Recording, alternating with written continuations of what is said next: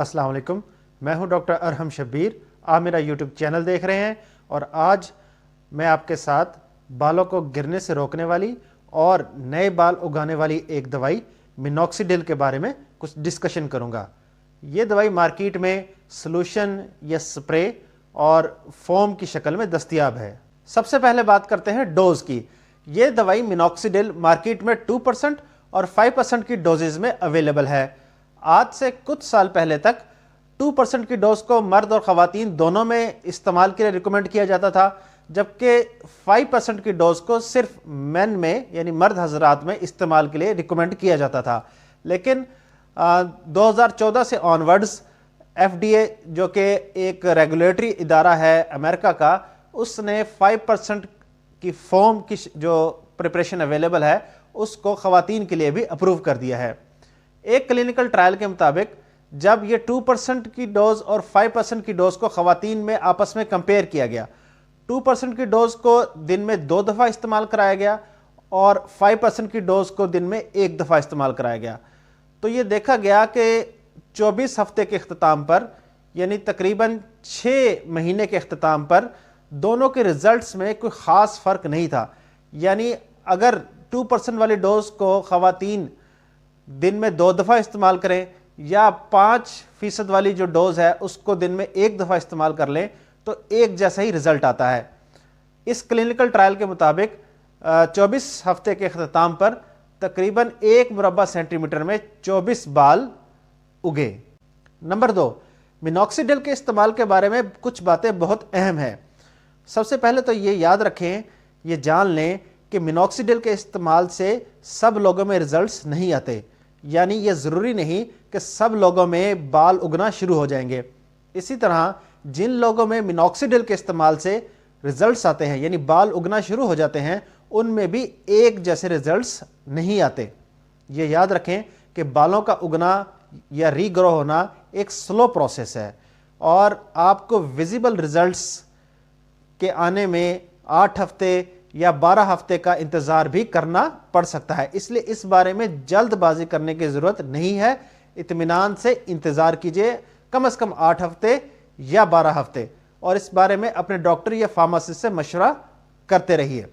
और अगली इंपॉर्टेंट बात यह कि जिन लोगों में मिनॉक्सिडिल के इस्तेमाल से हेयर रीग्रो होना स्टार्ट हो जाते हैं, उन लोगों को चाहिए कि फिर इस दवाई को कंटिन्यू रखें और हो सकता है कि उनको बहुत लंबे अरसे तक, सालों तक इस दवाई को कंटिन्यू रखना पड़े। और अगर इस दौरान वो इस दवाई का इस्तेमाल तर्क कर दें तो इस बात के चांसेस हैं कि जो बाल रीग्रो हुए हैं, दोबारा उगे हैं, वो उनमें कमी वाक़या हो जाए। नंबर 3, ये दवाई मिनॉक्सिडिल उन मर्द हज़रात में रिकमेंडेड है जो कि एक ख़ास प्रॉब्लम का शिकार हैं, जिनको मेल्स में मेल पैटर्न बाल्डनेस कहा जाता है और फीमेल्स में फीमेल पैटर्न हेयर लॉस कहा जाता है। ये अमूमन दोनों वरासती होते हैं और इनमें बालों का गिरना एक स्लो और प्रोग्रेसिव अमल है। इसलिए अगर आपके बाल अचानक से, तेज़ी से और अनएक्सपेक्टेडली गिर गए हैं, हेयर लॉस हो गया है, तो शायद ये दवाई आपके लिए रिकमेंडेड नहीं है। आप इस बारे में अपने डॉक्टर या फार्मासिस्ट से रुजू करें। इसी तरह अगर आपके बालों का गिरना किसी दवाई के इस्तेमाल की वजह से है, जैसे कीमोथेरेपी की वजह से है, तब भी ये दवाई रिकमेंडेड नहीं है। और बाज़ ख़वातीन में चाइल्ड बर्थ के बाद भी बालों का गिरना शुरू हो जाता है, तो इस केस में भी ये मिनॉक्सिडिल रिकमेंडेड नहीं है। तो इस बारे में अपने डॉक्टर या फार्मासिस्ट से रुजू करना चाहिए ताकि दवाई को सही मर्ज में रिकमेंड किया जा सके। नंबर 4, इस दवाई मिनॉक्सिडिल का इस्तेमाल उन मर्द हजरात में ज़्यादा फ़ायदेमंद है जिनके सर के बाल सर के ऊपर वाले हिस्से में, जो सर का सबसे ऊंचा हिस्सा है, पिछला हिस्सा सर के ऊपर वाला, इस हिस्से से कमज़ोर हो रहे हैं या गिरना शुरू हो गए हैं। इस हिस्से को क्राउन या वर्टेक्स कहा जाता है। अब सवाल ये पैदा होता है, क्या मिनॉक्सिडिल उन लोगों के लिए भी इतनी ही फ़ायदेमंद है जिनके सामने के बाल पीछे होना शुरू हो गए हैं या गिरना शुरू हो गए हैं? तो ये अभी कंट्रोवर्शियल है। कुछ रिसर्च स्टडीज़ के मुताबिक और कुछ डॉक्टर हजरात के तजर्बे के मुताबिक ये बात अब वाज़ेह होती जा रही है कि शायद मिनॉक्सिडिल का इस्तेमाल इन लोगों में भी मुफीद हो सकता है। لیکن ابھی یاد رکھیں اس بارے میں ہمارے پاس کوئی کنکلوزیو ایویڈنس موجود نہیں ہے۔ اسی طرح خواتین میں اس دوائی مینوکسیڈل کا استعمال ان خواتین میں زیادہ فائدہ مند ہے جن کو فیمیل پیٹرن ہیئر لاس ہے۔ یعنی اگر سادہ اور آسان لفظوں میں میں آپ کو سمجھانے کی کوشش کروں تو وہ خواتین جن کی مانگ چوڑی ہوتی جا رہی ہے، ایسے خواتین میں اس کا استعمال زیادہ فائدہ مند ہے۔ لیکن اگر بالوں کا کمزور ہونا یا پتلا ہونا یا گرنا پیچی ہے، یعنی سر کے مختلف حصوں پر ہے، تو پھر یہ دوائی آپ کے لیے ریکمینڈڈ نہیں ہے۔ اس بارے میں اپنے ڈاکٹر یا فارماسسٹ سے رجوع کریں۔ نمبر 5، اگر آپ کے سر کے بال کئی سالوں سے گرنا شروع ہو چکے ہیں اور آپ کے سر کے کافی حصے سے بال گر چکے ہیں یا تقریباً مکمل ہی گنجے ہو چکے ہیں، تو آپ کو ہو سکتا ہے کہ اس دوائی کے استعمال سے یعنی مینوکسیڈل کے استعمال سے مطلوبہ نتائج نہ ملیں۔